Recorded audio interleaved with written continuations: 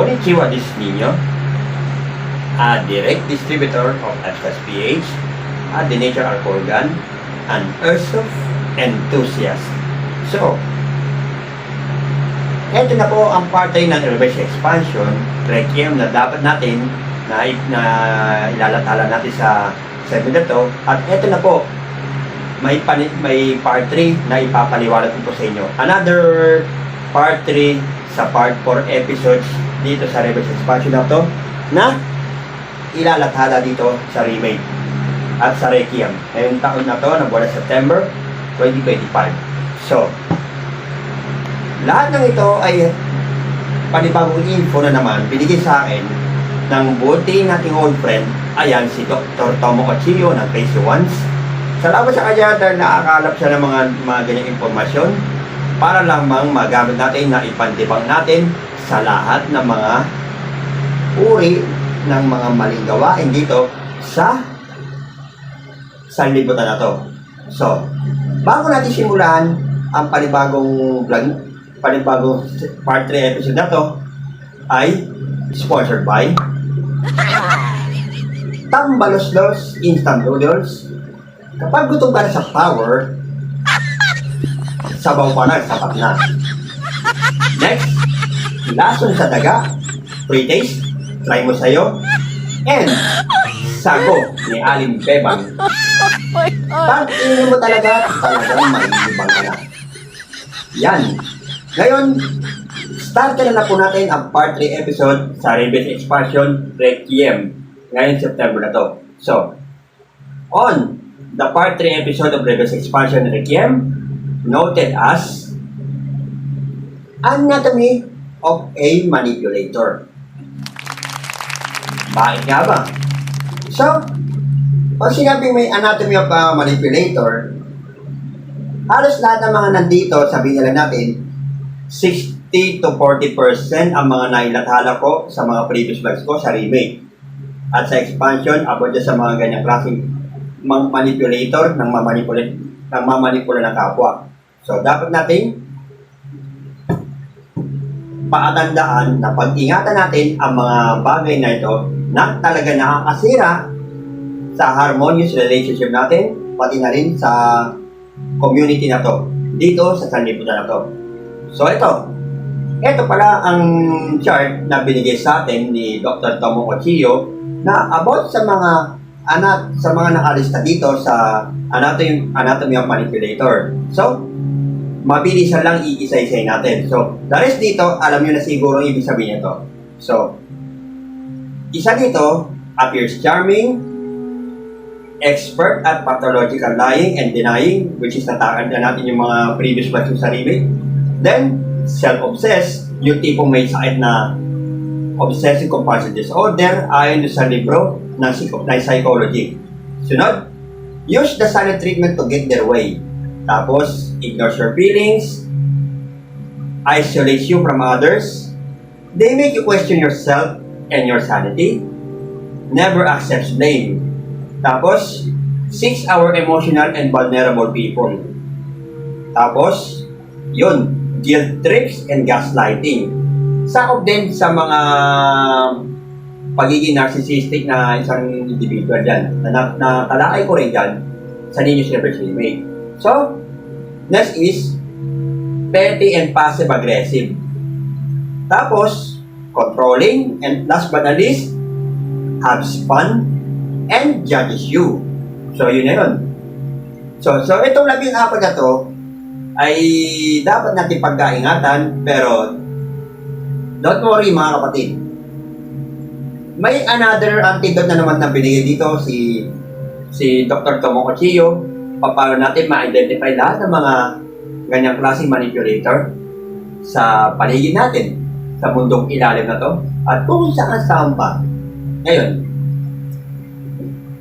ang nakalagay dito sa chart na to, ayan, papaliwanag ko sa iyo one by one, ito, 7 ways of identifying a manipulator. So, ayan, isa-isay natin ang mga ganyang klaseng segment na dapat natin dapat sana magsilbing eye-opener sa lahat.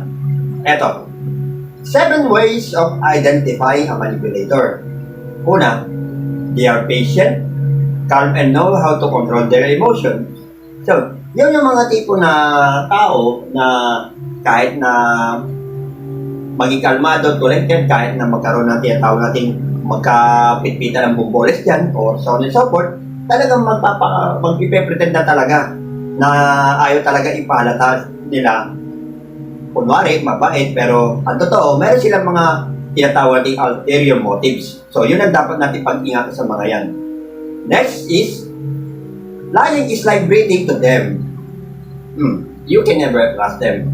So, ibig sabihin dito sa sinabi ko na yun, kahit ang isang katulad mo na tolongges, na mahilig magsinungaling, o yung tinatawag natin, isa ang pathological liar. Ba't ko nasabi pathological liar ng isang individual?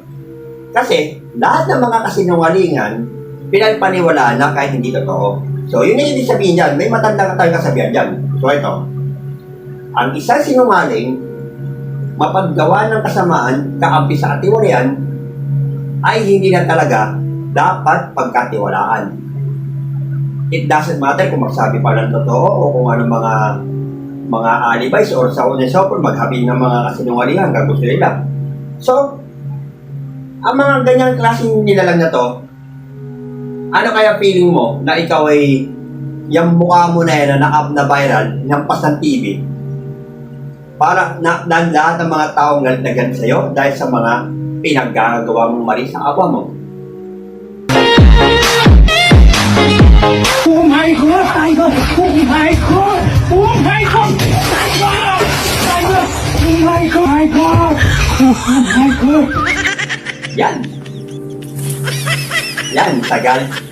Diutin mo sa galit ng mga lahat ng mga masama, lahat ng mga tao, lalo sa mga katulad yun na masama, para bang tipo na naglalaro ka ng Plants vs. Zombies, nasira yung mouse, ayan, kakatira yan sa mukha mo.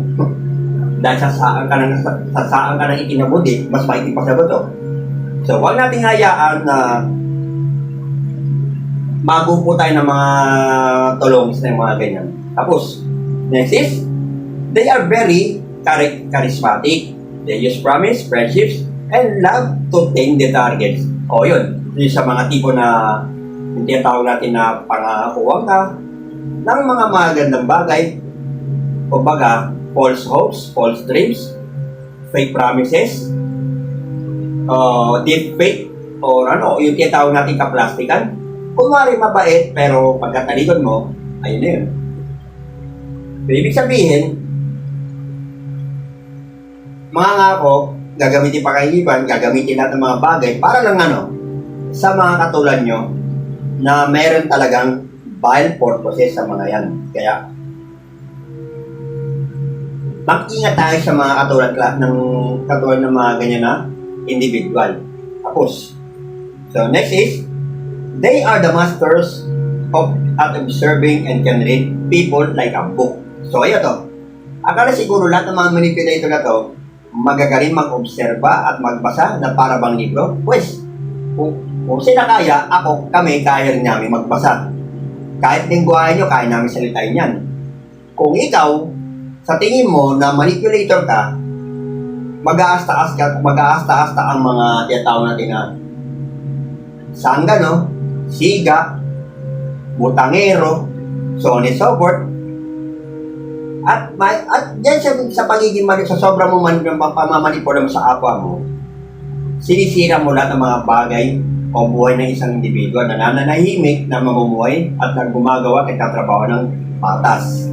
So kung ako sa'yo, bago mo tama kung gagawa ka ng ganyang klaseng bagay na kaya hindi kitik mo sa nakakatakot, tamaan ka muna sana ng kidlat bago mo sirain o imanipula lahat ng mga bagay-bagay o mga tao sa paligid.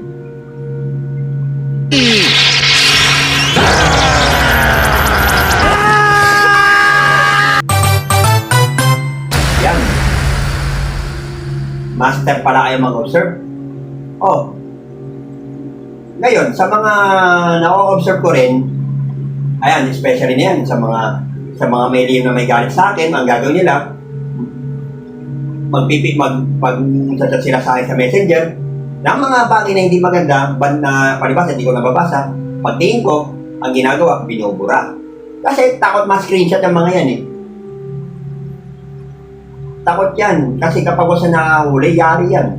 May karampatang parusa sa mga ganyan na nambubuli. Lalo pa, meron na tayong anti-cybercrime law. Cyberbullying, bawal yan. So, yan ang dapat natin iwasan ng mga bagay na yan bago pa tayo malagay sa alanganin. Tapos, so ito, they are good at hiding their weaknesses while exposing the others. Yan. Yung tipong yung lahat ng mga bagay, lahat ng mga baho na pilit mong itinatago, pilit ding aalingaso yan. O, ano nangyari sa inyo? Nag-iisip kayo ng mga bagay, ina-expose mo yung mali, samantalang ikaw, alinis-linis mo. Gagawa, nagbabaliktad ka pa ng istorya. Anong palagay mo? Para lang mataas ang tingin mo sa sarili? Ano akong tologis para maipaglaro sa'yo? So, ibig sabihin, wala akong planong makipaglaro sa mga ganyang klaseng nilalang na katulad mo. Na, ang hilig mamuna, kumbaga sa talata ng Biblia, bago mo tanggalin ang gatahilan ng mata ng iba, pues tanggalin mo yung puwing ng iyong sarili sa iyong mata. Ano? Getching mo na sinabi ko.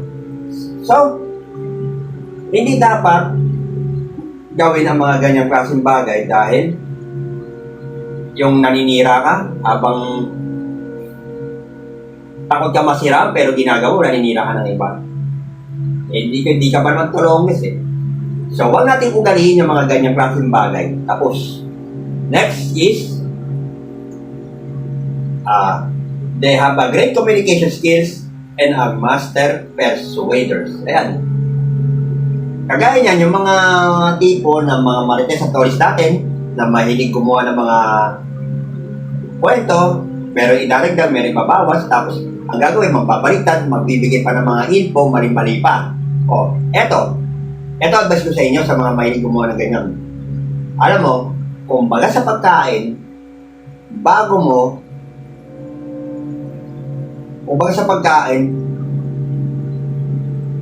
kung magluluto ka na rin lang, sarapan mo. Kaso nangyari, bukal pa kang luto eh. Yan. Isipin mo rin sa marami ang lahat ng mga bagay na ginagawa mo. Na gagawaan ng senaryo, gagawaan ng kwento para maibalik ang tiwala sa isang tao o papaniwala. Oy, ako masyado na ako matanda sa mga ganyang klaseng bagay. Dahil lahat ng mga bagay na ginagawa niyo yung pagiging toxic mo sa kapwa, sa environment na to, sa working environment na to, sa sanlibutan na to, napagdaanan ko na yan. So, kung magaling kayo sa communicate, kaya lang, hindi yung ginagamit sa tama. So, mas maganda yung ginagawa ko na feeling magtatanga-tangahan sa mga katulad nyo na naggagaling-galingan. O ano? Baka may umiiyak dyan, shoutout naman dyan. Baka siguro, sabi nga ni Ted Filon, bato-bato sa langit, ang tamaan ay huwag magagalit. Ampi ko na talo. O, di ba? So, ito pang mensahe. Yung pinag-aralan mo na yan, hindi dapat maging lisensya yan para mantigil ka ng kapwa mo, mamanipula ka. Agree? Good. Last but not least, they are often very smart and display a high level of natural confidence. Ayan. Yung mga masyadong kumpiyansa sa sarili na sasabihin nila, kaya ko tubasan, kaya ko madulog, kaya ko tapatan. Di ultimo bahay yung kakain ng tapatan eh. So, kung yung sabi mo may pagka-high level ng mga tinatawag natin, kung meron ka kung yung sinasabi mo na merong high level of natural confidence sa sarili mo na isang manipulator, pues para sa akin, meron kang high level of pagiging stupido mo. O ano? Matalino ka nga, pero timang ka naman.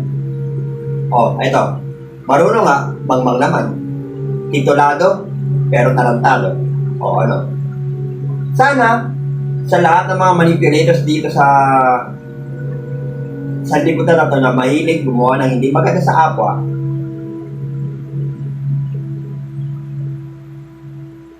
ulitin ko sa iyo lahat ng mga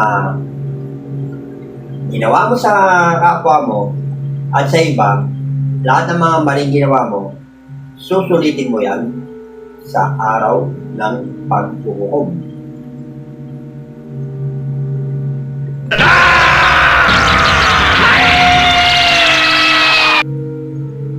Yun. So that's it. So this has been concluded about the anatomy of a manipulator that have been tackled in this segment. So we have to end this vlog for now. This is Dino, a direct distributor of Lifestyle PH, a director at organ, an airsoft enthusiast. So like, share, and subscribe sa lahat ng mga panibago nating videos sa Ninyo's Universe Remake, pellet gun reviews, reaper scraps, anything but white t-shirts. So, almost there para pagdating ng December, may mga bagong models na naman po tayo ng mga pellet gun na pwede natin i-review sa ating channel. So, sit back, relax, and enjoy the show. See you sa another part na to. God bless.